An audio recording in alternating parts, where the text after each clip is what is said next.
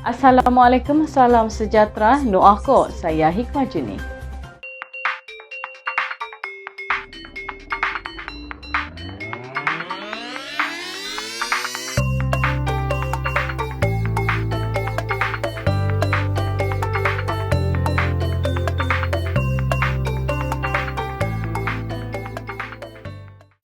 Kita ke perkembangan situasi semasa COVID-19 di Sabah hari ini. Kes positif baru COVID-19 di Sabah menurun dengan 186 kes dilaporkan hari ini berbanding 248 kes malam, menjadikan jumlah kumulatif kini 36,074 kes. Kes kematian dilaporkan di Sabah hari ini menjadikan jumlah kumulatif kematian kini 259 kes. Kes kematian itu dilaporkan di Penampang. Menteri Kerajaan Tempatan dan Perumahan Datuk Seri Masidi Manjun berkata, satu kluster baru dilaporkan di Tawau iaitu kluster Jalan Setco dengan 14 kes positif setakat ini. Kluster itu dikesan melalui saringan kontak rapat rakan sekerja di sebuah kedai menjual makanan sejuk beku. 219 pesakit di Sabah telah sembuh hari ini, manakala 1,557 pesakit sedang menjalani rawatan. Daerah Kudat bertukar dari zon merah ke zon jingga. Setakat ini 304,415 bakul makanan telah diagihkan. Bekas Timbalan Menteri Penerangan Datuk Raili Jeffrey meninggal dunia. Bekas Timbalan Menteri Penerangan Datuk Raili Jeffrey 75 meninggal dunia di kediamannya di Damansara Legenda, Petaling Jaya pada pukul 5.30 petang semalam.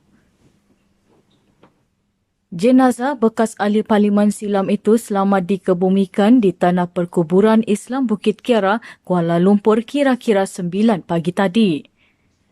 Antara yang hadir memberi penghormatan terakhir ialah Presiden Parti Warisan Sabah, Datuk Seri Panglima Haji Muhammad Syafiee bin Haji Abdal. Selain jawatan Timbalan Menteri Penerangan pada 1986 sehingga 1995, Allahyarham pernah dilantik Timbalan Menteri Kejaraya sehingga 1999. Ketika hayatnya, Allahyarham sentiasa mengutamakan kebajikan rakyat ketika berkhidmat sebagai ahli Parlimen silam selama 4 penggal dari 1986 sehingga 1995. Allahyarham juga berpendirian teguh dalam apa juga perkara yang dilakukannya. Koperasi disaran untuk mengubah model perniagaan.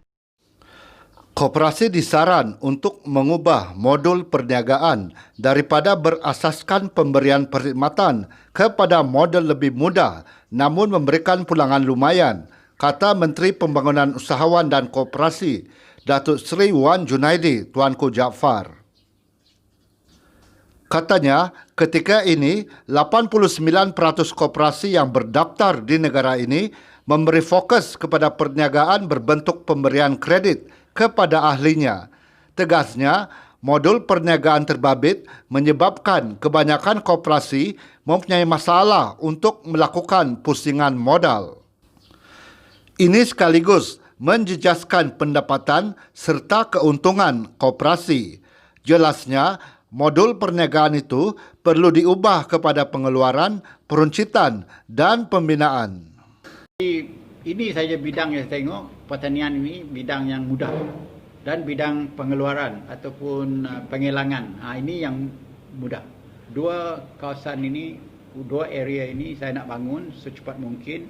Kalau dapat kurang-kurang kita mencapai PKS ni mencapai dalam masa setahun 2021 ni kurang-kurangnya mencapai 5% daripada 1.1%. Datuk Seri Wan Junaidi yakin sasaran itu dapat dicapai menerusi kerjasama Kementerian Pertanian, Kementerian Pendidikan Tinggi serta Kementerian Belia dan Sukan. Tambahnya, ketika ini sumbangan koperasi kepada keluaran dalam negara kasar KDNK adalah sebanyak 45 bilion ringgit setahun. Katanya, dengan transformasi koperasi, ia diharap dapat menyumbang sebanyak 65 bilion ringgit kepada KDNK menjelang tahun 2025.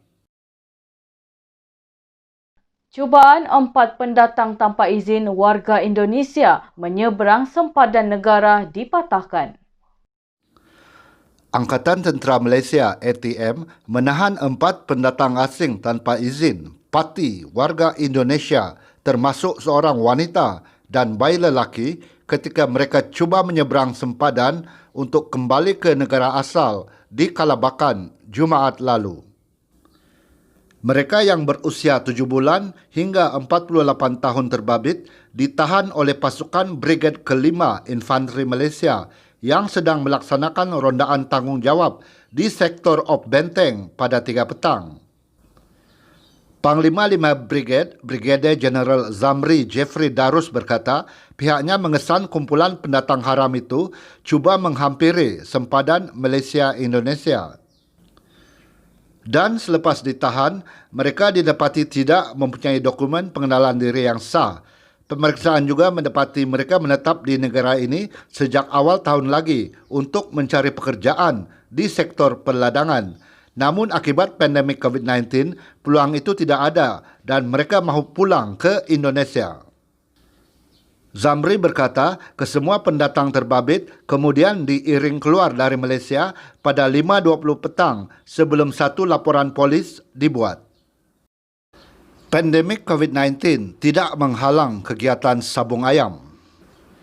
Di Labuan, 4 lelaki ditahan dan sekurang-kurangnya 16 ekor ayam laga disita selepas polis menyerbu kegiatan itu yang diadakan di kawasan hutan Kampung Sungai Bangat Jumaat lalu.